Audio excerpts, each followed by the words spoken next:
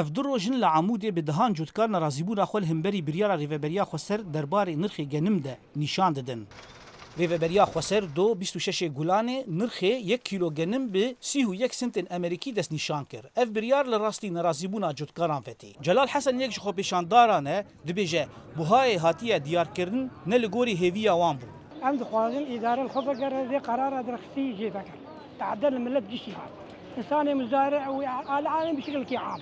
زراعتها منطقية تعديل قشيد كي يعني عم دخوازين سعره كي باش معقول به حكي في دل بي ملتي هاي ولا مزارع بي فقير تبدي تعدل ملت قشيد يعني نيري كي زواج Cotkarên xwepêşander diyar dikin got lêçûnên çandiniyê hemberî buhayê destnîşankirî nayê berhev. Deham Şakir ji gundê Sêmitikiyê girêdayê Amûdiyê dibêje. Lêçûna yek donim genimê avî 1100 dolarê Amerîkî dike. Li gorî buhayê kirînê goşaliyê rêveberiyê hatiye destnîşankirin ew ê li rastî têkçûna bi qasî 200 dolarê Amerîkî ji bo her donimekê bê.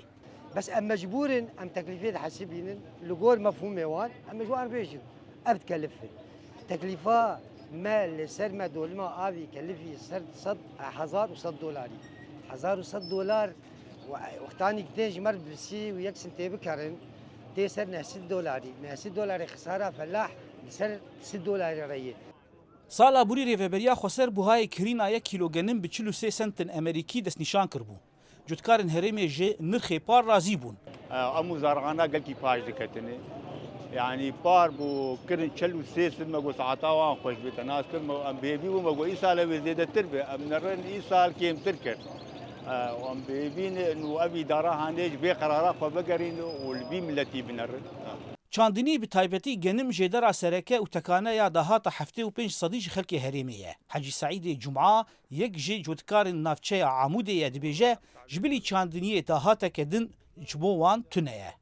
زراعتي بي بالتوالد ميدة النية أم سرفا شار دولمي على العيشة أم شار دول صالي مدى بيد من إنه أم تعبير ذكر أم دبين حياني بالي أنا أو جي هذا النرى وتي زاروكي مية وتي مية إيه ملته أم جي ملت جير تقدمين ليش خوتي ما نقال معتلاقي بيدك الشعب جزيرة كشي أم منطقة عبودية قامشة حسكي للبيسية ديركي منطقة زراعية جي بي بتنع Çavdêr bawer dikin govê xwepêşandanên ji ber nirxê genim berfireh bibin. Lê pirs ev e gelo wê rêveberiya Xweser li daxwazê xwepêşandanan guhdar bike û nirxê genim bilind bike yan wê çavê xwe bigire. Bersiva vê yekê jî di nava çend rojên pêş de wê diyar bibe. Zana Umer dengê Amerîka, Amûdê.